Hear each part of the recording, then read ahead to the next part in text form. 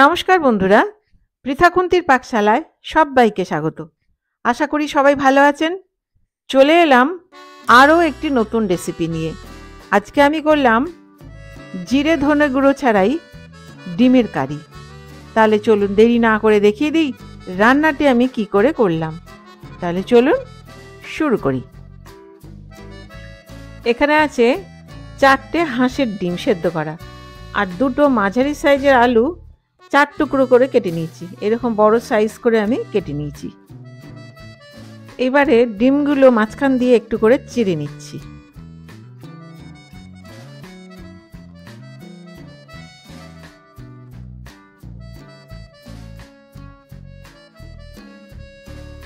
Gas on করে একটা কড়াই গরম করে নিলাম। কড়াইটা গরম হয়ে গেছে, দিয়ে দিলাম 1.5 টেবিল চামচ সানফ্লাওয়ার অয়েল। রান্নাটা আমি রিফাইন্ড তেলেই করব, সর্ষের তেলে করব না। তেলটা গরম হয়ে গেল, এইবারে ফ্লেমটা কমিয়ে দিলাম। দিয়ে দিলাম সেদ্ধ করে রাখা ডিমগুলো। দিয়ে এবারে দিয়ে দিচ্ছি একটু সামান্য পরিমাণে হলুদ গুঁড়ো আর স্বাদ অনুযায়ী লবণ। দিয়ে এটা গোল্ডেন ব্রাউন করে আমি ভেজে নিচ্ছি।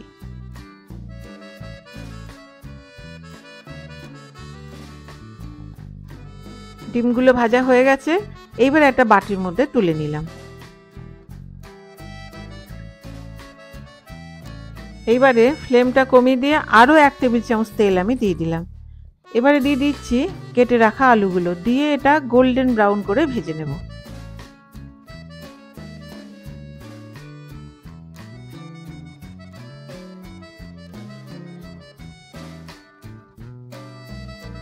আলুগুলো ভাজা হয়ে গেছে, এইবারে এটাও একটা বাটির মধ্যে আমি তুলে নিচ্ছি। এবারে ওই তেলের মধ্যেই দিয়ে দিচ্ছি আমি 1 চা চামচ ঘি। এবারে দিয়ে দিলাম একটা তেজপাতা, 2টো ছোট এলাচ আর 1 ইঞ্চি দারচিনি। দিয়ে এটা খুব ভালো করে নেড়ে নিলাম কয়েক সেকেন্ড। এবারে দিলাম 2টো মাঝারি সাইজের পেঁয়াজ বাটা, 1/2 চা চামচ রসুন বাটা, 1/2 চা চামচ আদা বাটা, আর দিয়ে দিচ্ছি 1/4 চা চামচ হলুদ গুঁড়ো, প্রায় 1/2 চা চামচ লঙ্কা গুঁড়ো, আর দিয়ে দিলাম এই পেঁয়াজের বাটি ধোয়া একটু জল। দিয়ে এটা খুব ভালো করে আমি কষিয়ে নিচ্ছি। দিয়ে দিলাম 1/4 চা চামচ চিনি, গুঁড়ো চিনি। দিয়ে তেল ছেড়ে আসা পর্যন্ত এটা আমি কষিয়ে নেব। মশলাটা কষানো হয়ে গেছে, এবারে আমি দিয়ে দিচ্ছি ভেজে রাখা আলুর টুকরোগুলো। দিয়ে এটাও প্রায় 1 মিনিট মতো আমি কষিয়ে নেব।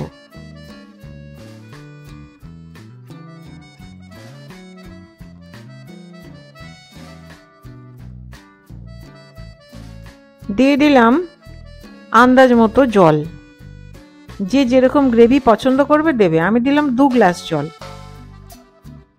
দিয়ে খুব ভালো করে মিশিয়ে নিচ্ছি। দিয়ে দিলাম স্বাদ অনুযায়ী লবণ।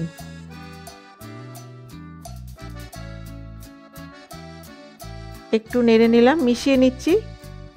মিশিয়ে নিয়ে এটা ঢেকে আলুটা সেদ্ধ হওয়া পর্যন্ত আমি রেখে দেব মিডিয়াম ফ্লেমে।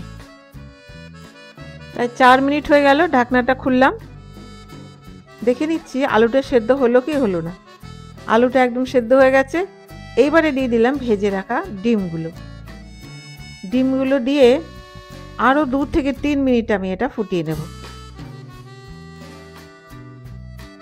আরও একবার ঢেকে দিলাম।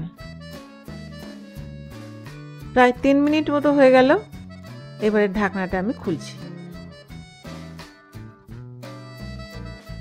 দিয়ে দিলাম সামান্য পরিমাণে ভিনিগার, 1/4 চা চামচ ভিনিগার। দিয়ে এটা খুব ভালো করে মিশিয়ে নিলাম। দিয়ে দিলাম 7টা চেরা কাঁচা লঙ্কা। দিয়ে এটাও মিশিয়ে নিচ্ছি, নেড়ে নিচ্ছি। গ্যাসটা বন্ধ করে দিলাম। রান্নাটা কমপ্লিট। ঢেকে 5 মিনিট রেখে আমি এটা নামিয়ে নিচ্ছি। 5 মিনিট হয়ে গেল, ঢাকনাটা খুললাম। খুলে এবার একটা বাটির মধ্যে আমি তুলে নিচ্ছি। এই রান্নাটা একটু অন্যরকম, কিন্তু খেতে কিন্তু অসাধারণ লাগে, খুব ভালো লাগে খেতে। আমি দই দিলাম না, টমেটো দিলাম না, তার বদলে দিলাম একটু ভিনিগার। তাহলে বন্ধুরা তৈরি আমার ধনে জিরের গুঁড়ো ছাড়াই ডিমের কারি। এটা খেতে কিন্তু খুব ভালো লাগে। তাহলে আমার এই ভিডিওটি যদি ভালো লেগে থাকে তাহলে প্লিজ সাবস্ক্রাইব করবেন, give a thumbs up, share, আর হ্যাঁ, পাশে থাকা বেল আইকনটি প্রেস করতে ভুলবেন না, যাতে আমার ভিডিও নোটিফিকেশনগুলো সবার আগে আপনার কাছে পৌঁছে যায়। আপনারা বাড়িতে করুন, খান আর আমাকে কমেন্ট করে জানান কেমন লাগলো। তাহলে দেখা হচ্ছে আরেকটি নতুন রেসিপি নিয়ে। আর আমার এই ভিডিওটি শেষ পর্যন্ত দেখবার জন্য ধন্যবাদ।